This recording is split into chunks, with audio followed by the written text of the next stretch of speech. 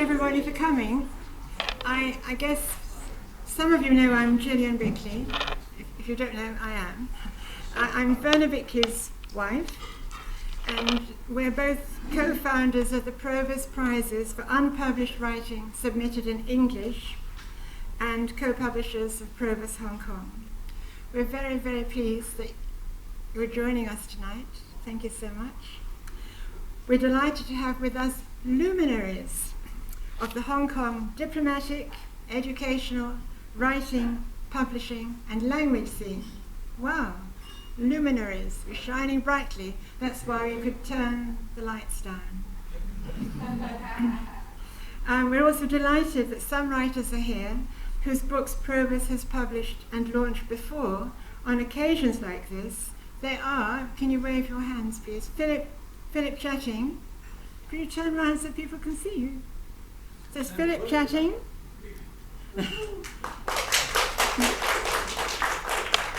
Roger Uren. Roger, can you let people see you? James Tam.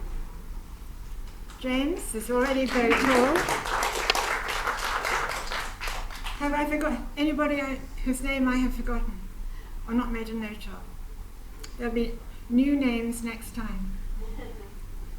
I'd just like to mention that Philip's book, The Snow Bridge and Other Stories, and James Tam's book, Man's Last Song, have recently been released as audiobooks. So you don't have just to read them, you can listen to them as well. So the programme this evening will consist of a mixture of live and videoed interventions. The pre-recorded videos are already on YouTube as a playlist, Proverse Autumn Reception 2023. We're most grateful to Hong Kong Arts Development Council for supporting this event and also the publication of books by two current Hong Kong residents, Flora Chan and Tegan Smythe. I've now a pleasure to introduce Werner by video. At the last moment he said he didn't feel up to coming, so he sends greetings and apologies, but how wonderful we've already got him on video. So he is here. Greetings everyone. Gillian and I founded the Proverse Prizes because we saw that most literary prizes were restricted in some way. We wanted there to be prizes that everyone could enter. And this is what we created. Anyone, 18 years old or more, male or female, published writer or not, is eligible to enter for the Proverse Prizes, irrespective of nationality, residence or citizenship. Thank you, Werner. The Proverse Prize for an unpublished book-length work of fiction, non-fiction or poetry, submitted in English, maybe in translation, was announced in 2008 as in its 15th, not 50th yet, its 15th year of competition. People from all over the world, as well as in Hong Kong, have entered for the prizes. Including the books being launched tonight, 23 have won the Proverse Prize, 44 have won a publication prize or been published following entry for the prize. A few hundred have had one or more poems published in the annual Proverse Poetry Prize anthology. Writers in Hong Kong and overseas have said they're very happy with what we do. Some of them are here tonight. Writers and poets have travelled from Australia, Chile, Estonia, Israel, New Zealand and the USA to join the events. Some have been sponsored by a cultural body in their own country, others have financed themselves. This evening, we're very pleased that Mrs. Irene Bennett of the USA has travelled with her husband and her daughter from the USA where she lives to be with us. Thank you very much, Irene. And Irene's friend Christine Brownell is here from London, also to support Irene. Thank you so much for coming, Christine. And Roger Uren is here from Australia via Beijing. Thank you very much for taking time to come, Roger. Thank you, Roger. We're most grateful that the Hong Kong Arts Development Council has on a few occasions in recent years offered some support for one or other of the two prizes, seeing them as a contribution to the development and appreciation of literary arts in and of Hong Kong. Now we come to the prizes and some results. The International Proverse Poetry Prize is for poems of any genre or style, generally, not always, no more than 30 lines long. Entrants may choose their own topic, or they may choose an annual set topic. Some people like set topics. Other people like to reject set topics, so it's always good to have them. The set topics may be interpreted in any way each entrant likes. In the past few years, the topics have been, in turn, the environment, happiness, refuge, plastic, hunger, shielding, renewal, and space. You'll see we attempt to be relevant and contemporary. In 2024, we haven't decided what will be relevant and contemporary yet. We'll announce the topic later. Werner will now announce the result of the 2023 Proverse Poetry Prize. The results of the 2023 Proverse Poetry Prize. First prize, Gary Boumier, USA. Second prize, Michael Witts, Australia. Third prizes, Anna Quercia Thomas, USA and Australia. Linda Lambert, USA. Constantino Mahoney, UK and Greece. Rina Ong, Singapore and UK. Congratulations to all. Specially mentioned for a group of poems. Neil Douglas, UK. Jose Manuel Sevilla, Catalonia and Hong Kong. George Watt, Australia.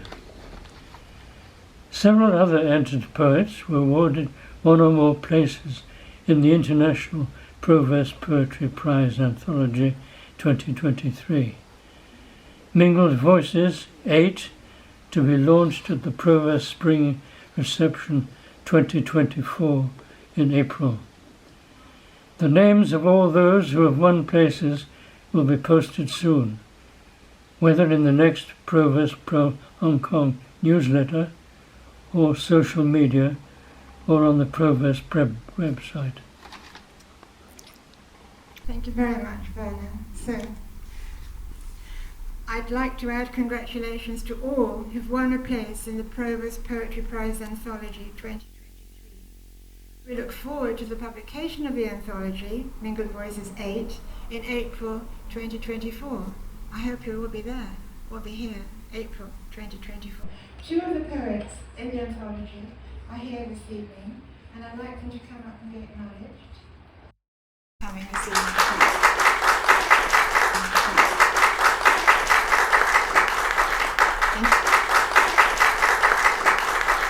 Thank you very much. Thank you very much, Margaret.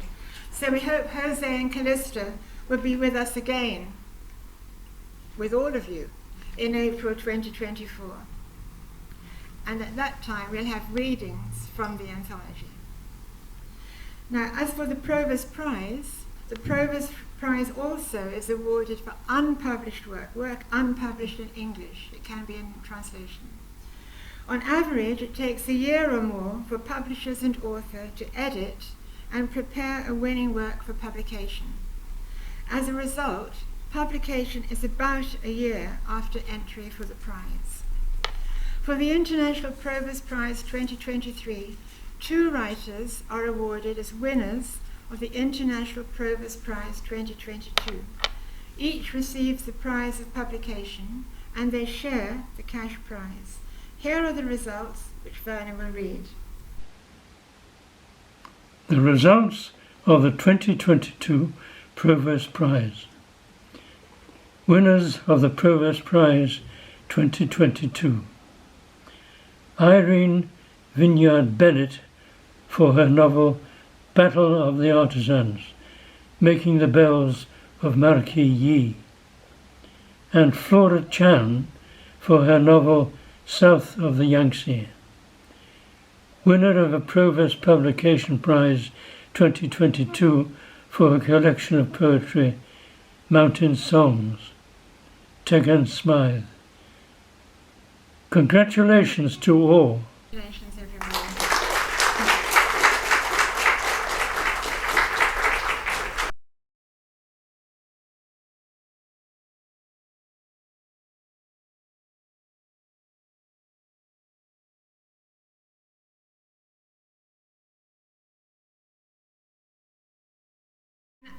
I'm now very happy that Mr. Patrick Orchard, Consul, Australian Consulate General, Hong Kong, will say a few words.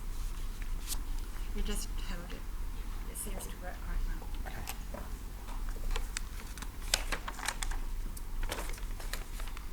Thank you very much, Gillian, and thank you to Dr. Werner on the TV screen here. This is a nice bit of hybrid technology.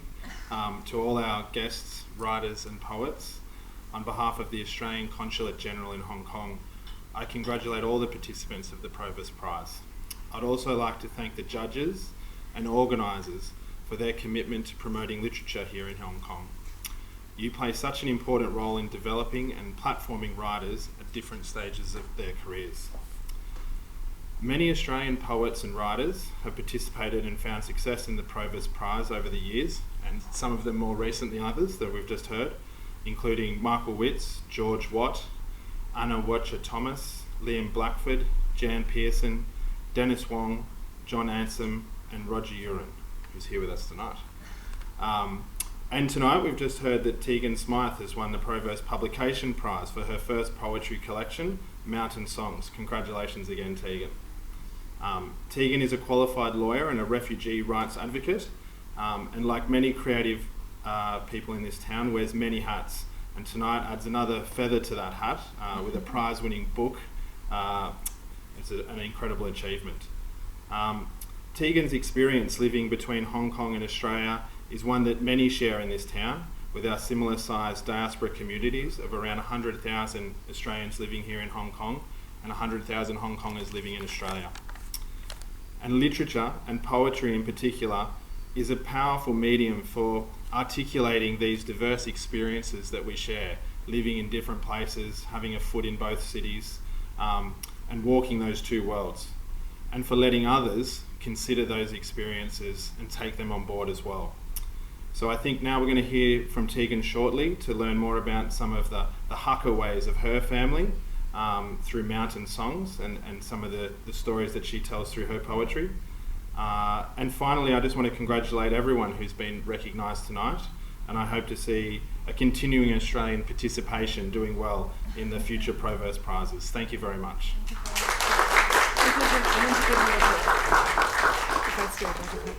Yes, can we come out for a second? I don't fall over.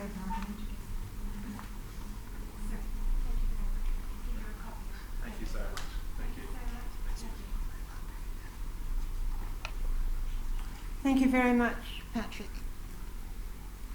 So now for Werner's announcement of the semi-finalists for the Proverse Prize 2023. That's this year's Proverse Prize. The semi-finalists for the Proverse Prize 2023 are in alphabetical order of surname: Gavin Burke, Ireland; Liam Blackford, Australia and New Kong; Matthew Wong Foreman, Hong Kong and the USA; Stuart McKay, Hong Kong; Michael Witz, Australia; Pang Sen Young, Malaysia. Congratulations to all. Thank you very much.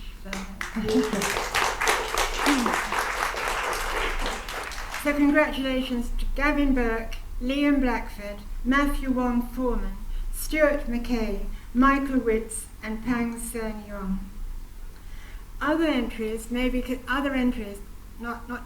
only these, may be considered for supplementary publication prizes, but these will not be announced until publication.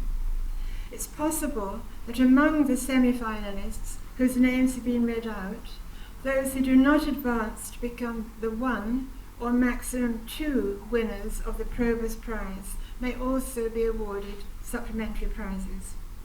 One of the semi-finalists is here tonight, Mr. Stuart McKay.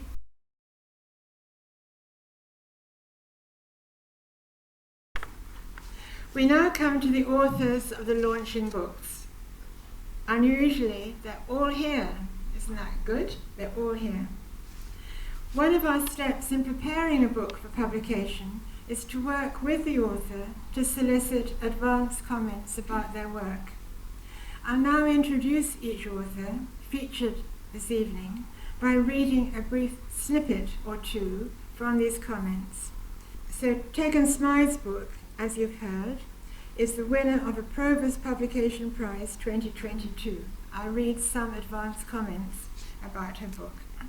So Paola Caroni, author of Uncharted Waters, winner of the Proverse Prize 2021, describes Mountain Songs as a personal account woven with the threads of identity, memory, family ties, and migration. In Mountain Songs, the refugee crisis afflicting our present times is echoed through the story of Smythe's ancestors and their endless yearning for a place to call home, a place not defined by borders. Akin JJ, author of Smoked Pearl, Poems of Hong Kong and Beyond, describes Mountain Songs as poignant, quotidian and mystical by turns, but always keenly insightful. These mountain songs resound through culture, distance, and bittersweet experience. And Tim Tim Cheng, author of Tapping at Glass, finds that in Mountain Songs, lyricism and critical awareness work in tandem as intergenerational memories unfold. We're grateful to Hong Kong Arts Development Council for supporting Tegan's work. And now we're going to hear from Tegan herself.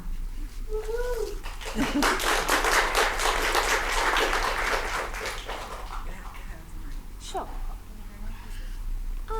I'll try. Let me just unlock my eyes. I've also got it printed out. Oh, awesome. Thank you. I've just got my iPad here. Wanted to save a little bit of paper. I'm deeply honoured and humbled to receive the Proverse Publication Prize for my poetry collection, Mountain Songs. I would like to express my sincere gratitude to Dr. Gillian Bickley, Dr. Verna Bickley, the Proverse judges, the Hong Kong Arts Development Council for this recognition and opportunity. Mountain Songs is a personal and poetic exploration of migration and identity, inspired by the Hakka language and culture of my maternal ancestors. Hakka people are known as the guest people of China because they have migrated across different regions and countries for centuries, facing discrimination, persecution, and hardship. One of the ways that they have preserved their distinctive traditions and oral histories is through mountain songs, or sango. My book is a tribute to the resilience and creativity of the Hakka people, especially the women in my family, whose stories have been passed down to me in fragments and anecdotes. I wanted to give them a voice and a place in history, to honour their struggles and sacrifices, and to celebrate their achievements and contributions. I also wanted to reflect on my own identity as a mixed-race individual born in Australia and living in Hong Kong, and how migration has shaped my own sense of belonging and purpose. Mountain Songs is a collection of poems that span different times, places, and perspectives, but they are all connected by a common theme, which is the search for a home. Whether it is a physical home, a cultural home, or a spiritual home, I believe that we have an innate desire to find our place in the world, to connect with others who share our values and visions, and to express ourselves authentically and creatively. To quote from the collection directly, I have a poem called Mountain Songs. One of her ayi sang these sango, mountain songs. She could sing it warbled, so it could carry across valleys, though she never knew how to hold a pen. Lastly, I would like to thank my husband and my family for their support of my creative endeavours. I hope that my book will inspire you to discover your own mountain songs, to listen to the stories of your ancestors and your contemporaries, and to appreciate the diversity and richness of human experiences. Thank you very much.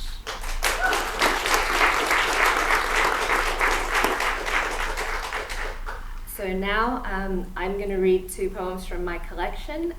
So the first one is called The Wristwatch, and the second one is called Lottery. The Lottery was previously published in The Economist. The Wristwatch, for Ngai Garling. She remembers the cool weight of metal against her skin, a man's watch, a prize for academic achievement, dwarfing a tiny bird-like wrist. The metal strap unyielding, beckoning sardonically, to be grown into but never accommodating to the bearer. Her father had awarded her and delivered a prophecy. In this lifetime, her hands were weighed down by expectations, by a strap built for a man but borne by a woman. I ask her what success resembles. She says, it's the heavy hand, offering little accommodation.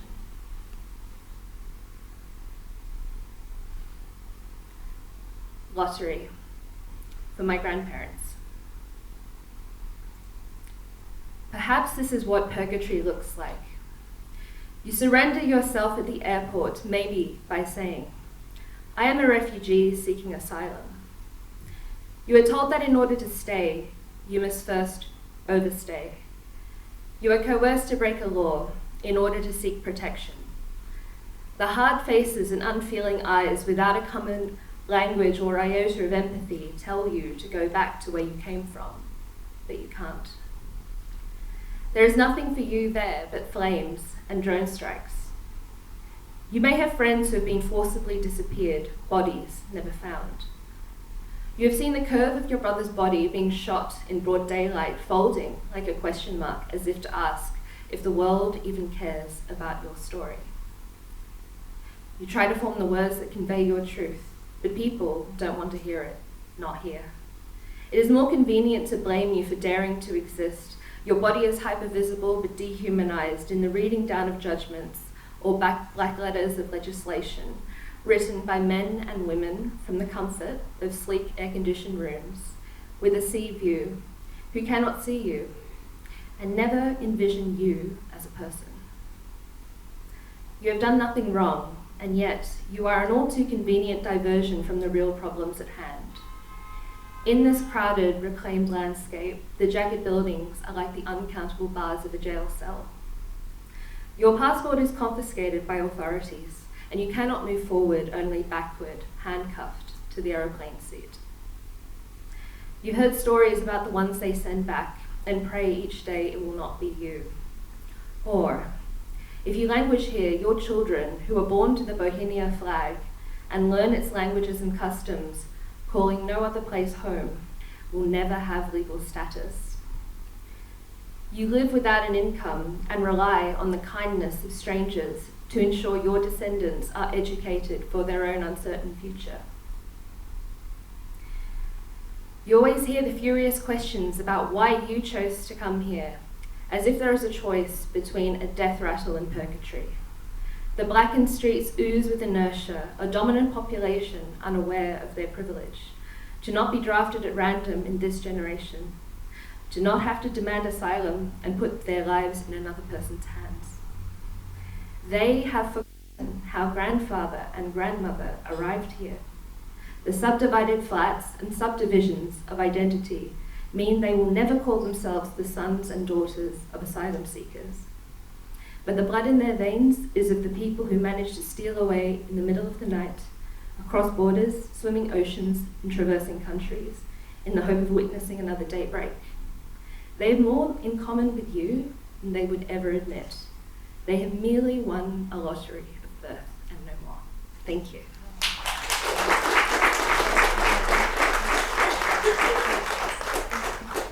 Thank you very much, Tegan. So Flora Chan's book, South of the Yangtze, is a winner of the International Proverse Prize 2022.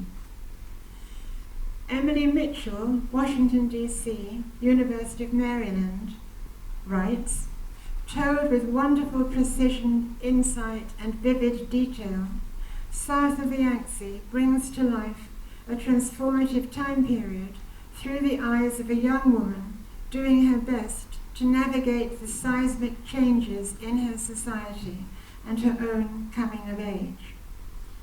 Jeffrey Becker of Towson University, Maryland, writes, the theme of language and how it shapes consciousness underlies much of this affecting, thoughtful novel.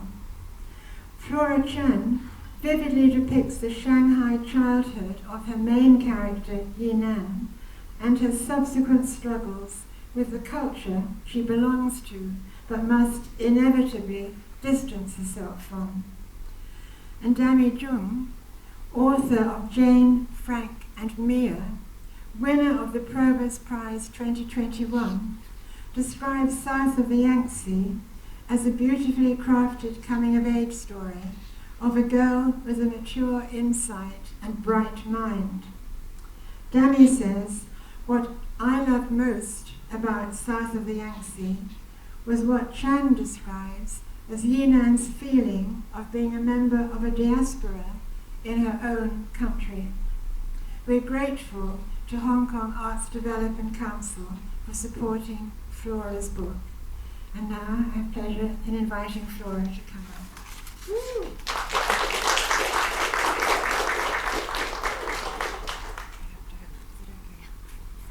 Thank you, Gillian. Thank you for your wonderful introduction. So good evening, everyone. It is my great honor to be here tonight as one of the winners of the Proverse Prize 2022.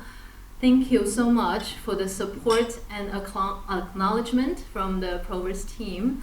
And my special thanks to Dr. Gillian Bickley and Dr. Werner Bickley.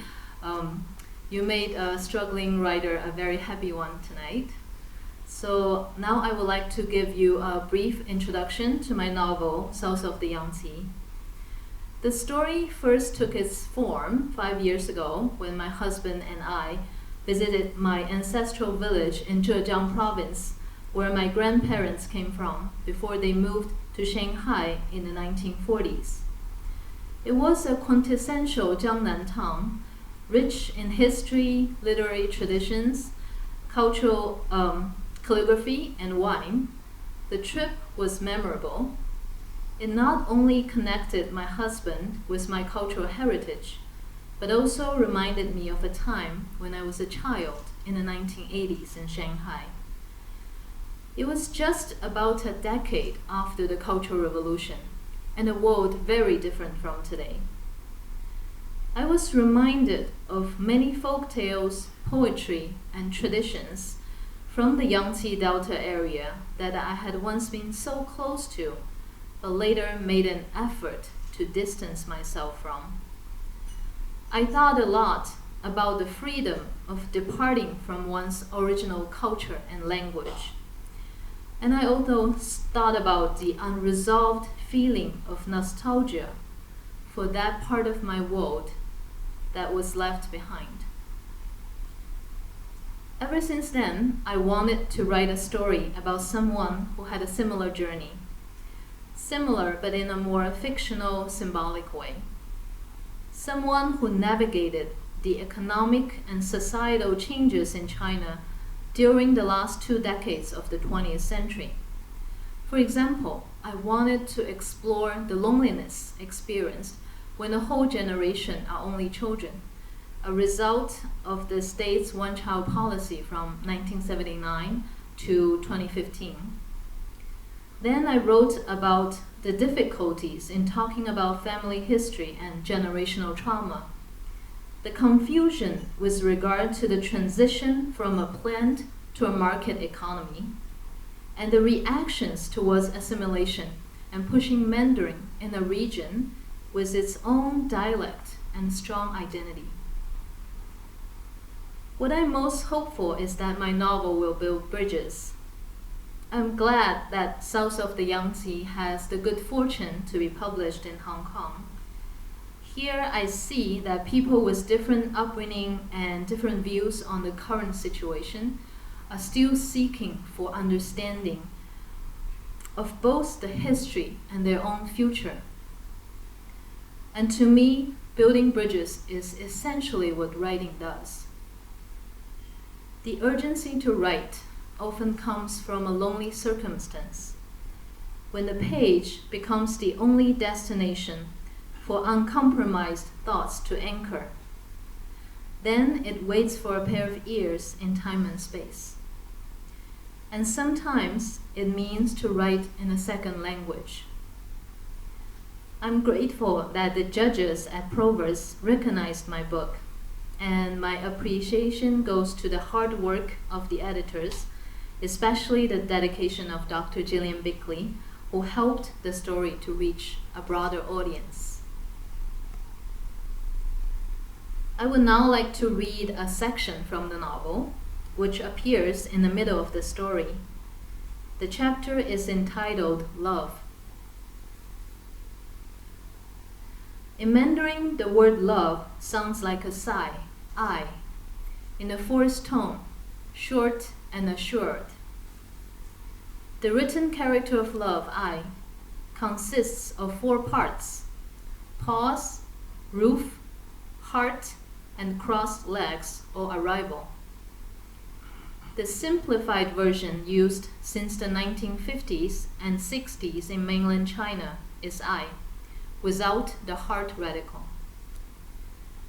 This simplification could be the reason why, more than once in my life, the announcement of love always felt like the opposite. It felt like finality, a swan song. When I was a child and beginning to learn the written language, I used to fill 3 sheets of new characters each week for homework. Now I am in my 30s, and it has been a long time since I last routinely practiced calligraphy. Back on Duolin Road in Shanghai, my grandfather used to sit in front of his desk, lay out his rice paper, and lose himself in writing for hours. He wrote in traditional characters, and he had a beautiful ink stick and stone set made in Lanting, Zhejiang province, the place most famous for its gathering of calligraphers. My grandmother was often the one who helped to grind the ink. The amount of ink on the brush, the thickness of the strokes, the flow of the running lines, and the knit between characters I was taught, all played a crucial part in written expression. My grandfather knew how to write a poem in both Yan Zhenxing and Liu Gongquan ways, significantly different styles referred to as the muscle of Yan and the bone of Liu. But why, like my grandfather, was I also naturally drawn to calligraphy? Was it because the inherited words in printed form were not enough, form devoid of vital emotion? During those early years, I didn't consider the time spent as worthwhile, not writing down any new ideas, but running the brush over and over again to take each character apart and examine our tools from the beginning of time. In my final year of high school, I seemed to have lost both interest and ability to read in Chinese. Memorizing textbooks was one thing, but whenever I opened up a leisure book, the once beloved square-shaped characters started to dance around without forming any meaning. I only saw bits and parts, dots and strokes, stems, branches, and radicals. My father used to say that to his German colleagues. Chinese characters looked like tens of thousands of variations of little houses, or innovative drawings of spiders, and we had a good laugh about it. Now I wondered if what I had been seeing all along had also been lines of houses, molding and containing my every thought within their 4 walls. Or were they armies of spiders, weaving the same symmetrical web with alluring silk, waiting quietly for the human prey of every generation. Did I mistake these webs for my own heartstrings? But without any instrument, how do I hear my own heart? Thank you.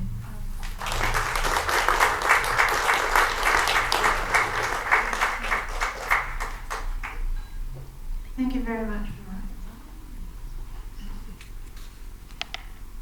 Thank you. Irene Vineyard-Bennett is the winner of the International Proverse Prize 2022.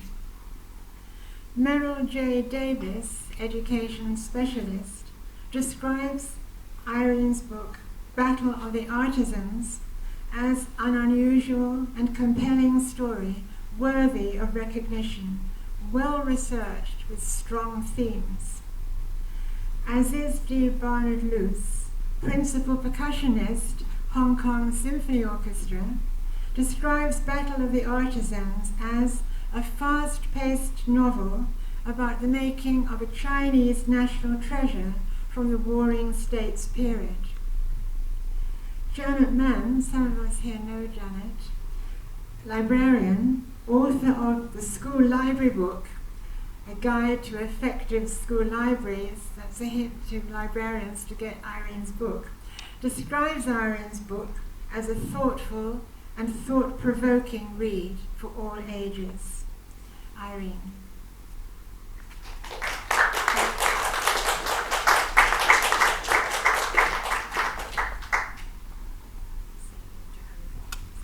Sorry.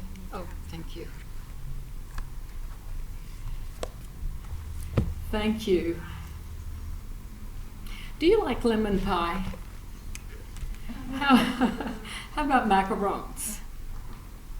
You remind me of both because you are to me like meringue is to those universally favorite desserts. Every time you say to a friend or associate, "Hey, I just read the best story," you spread awareness of that story like meringue spreads the taste of lemon pie. When you ask, "Have you read the latest winner of the Proverse Prize?" you expand knowledge of that prize-winning story like meringue lifts the crust of a macaron. Thank you for your encouraging support. The Bickleys, the judges. I especially thank the judges who chose my novel for this prize for 2022. Together, we all contribute to the art of storytelling. Every story begins with an idea,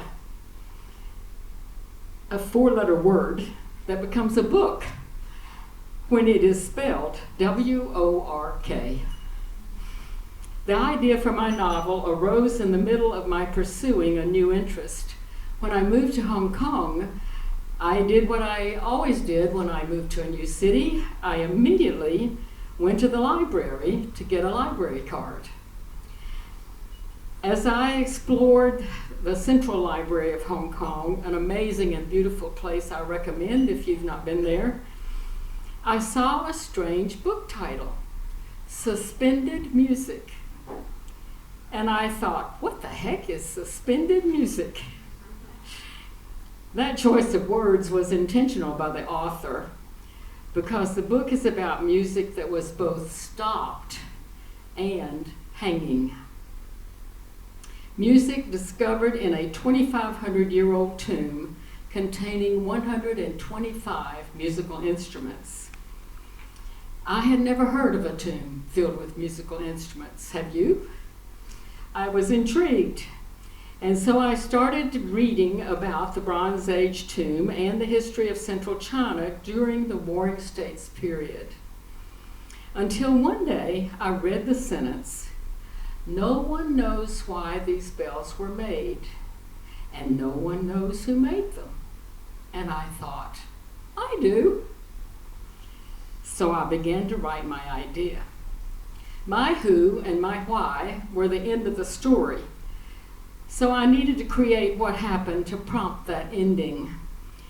For the first time ever, to my surprise, I created a male main character, a young teen because he fit the time, 5th century BCE, and the story's need for an artistic person. The adult characters provided the setting, a bronzeware foundry in a small river village, and the troubles of his world. Real people and real events provided or called forth the bells. 2 other surprises happened to me while writing this story. One night, I literally dreamed the opening sentence. "He will kill you." I no longer remember that dream, but through many, many revisions, I stayed committed to that beginning. The second surprise was that Stephen King, the king of horror stories, has a wonderful method of writing. He says he writes a story, puts it away for a while, then pulls it out to read to see what he wrote about, and then he revises the story for that theme. My story surprised me that way too. I thought I wrote a story about the making of the bells of Marquis Yi. But when I read the first draft, I discovered I had written a story about a boy and his father. Tang Toon and his Baba are the real artisans, battling circumstances and each other until they come together to produce the bells of Marquis Yi. I'm so glad the 2 of them gave me the opportunity to write their story, a story of family and community. Also, may you enjoy the reading as much as I enjoyed the writing. And may you too one day hear the marvelous bells of Marquis Yi, a national treasure of China.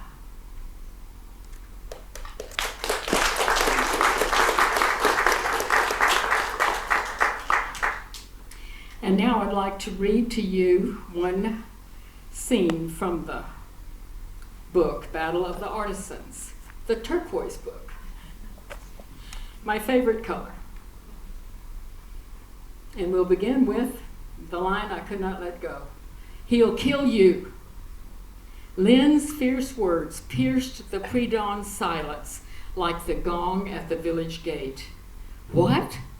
Tang Toon froze on the windowsill with head and shoulders outside their mud brick house and his right leg dangling inside.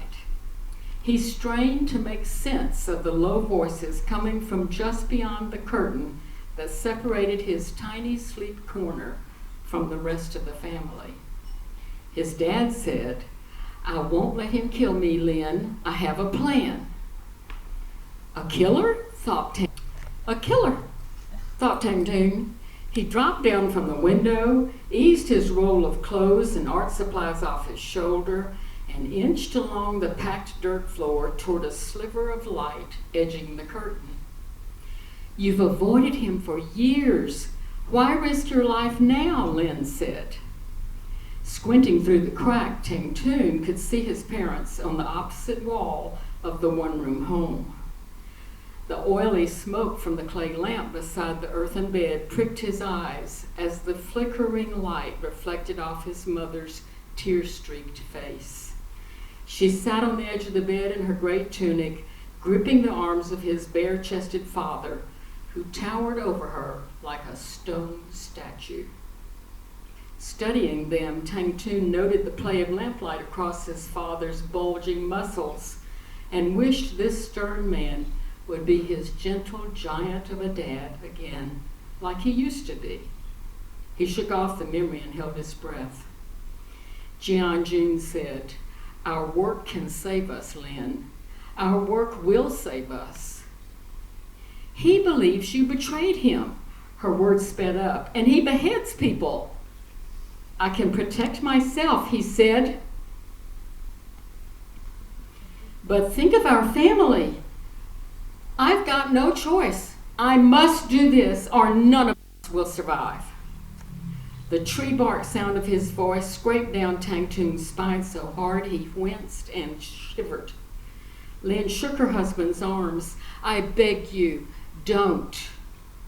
He bent down and spat words in her face like water popping on hot metal. "Sky God rewards men who work hard." Lynn threw her hands up like a shield, and Tang Toon lurched back. He tripped over his go roll and grabbed at the thin curtain, bringing it down with him. Scooting away like a crab, he could not dodge his father's swinging hand. Swat! "Ayah!" Tang Toon held his hurting cheek and glared. "Go back to sleep now," Jian Jun ordered. "A killer, Baba. Who is it?" "Quiet. Adult concerns aren't yours." With face burning and nostrils flaring, Tang Toon clenched his teeth, jutted out his chin, and watched Ba slap the curtain back into place. "A killer not my concern? Hitting me just for asking? Well, see if I care." He grabbed up his roll of belongings, tossed it out the window, and scrambled after it. Wind-blown tree branch fingers pointed toward his path of freedom through the shadowy village.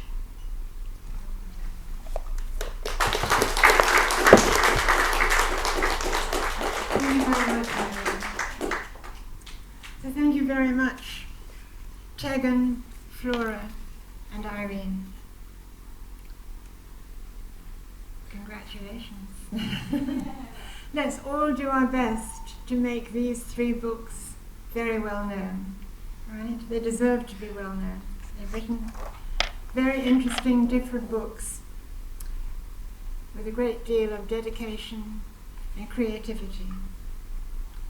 I'd also like to thank Werner, without whom there would be no Proverse Prizes and no Proverse Publishing House. As we conclude the formal part of the evening, I'd like to give thanks to several people. Our distributors, Chinese University of Hong Kong Press, Mr. Jackson Eng. Is Jackson still here? Jackson's an extremely important person. He's the person who helps me with the printing and the deliveries and everything. And I'm really grateful that he came tonight. So Jackson, Mr. Jackson Eng. Mr. Dickie Wu, who's been doing cover design and other artwork for us since 2010, and Mr. Moon, who's been performing collections and deliveries for almost the same length of time. I also thank the Helena May and the Helena May staff for their always willing and efficient help. This evening we've had the pleasant and efficient help of 3 volunteers, Miss Joyce Liu, Miss Rachel Liu, they're not sisters, Miss Alicia Hippolito, also 2 students from Hong Kong College of Technology, Chan Pui Shen and Wu Ka Yu, final year students in Japanese languages and corporate communications, and their teacher, Mr. Daniel Choi. Thank you again to Felix Wong, our official videographer.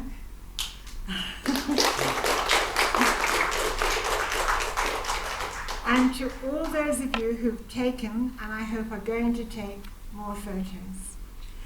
Thank you to everybody for coming. We've been really, really pleased to have your company. And now that we've finished all the work, we can relax, have something else to eat, something else to drink, buy books, at least look at books. And you've got authors here, not just the 3 launching authors, who would really like the experience of somebody asking them to sign their book. So give them that pleasure. Buy their book and ask them to sign it. Thank you all very much. 9 o'clock we should finish. Thank you for coming.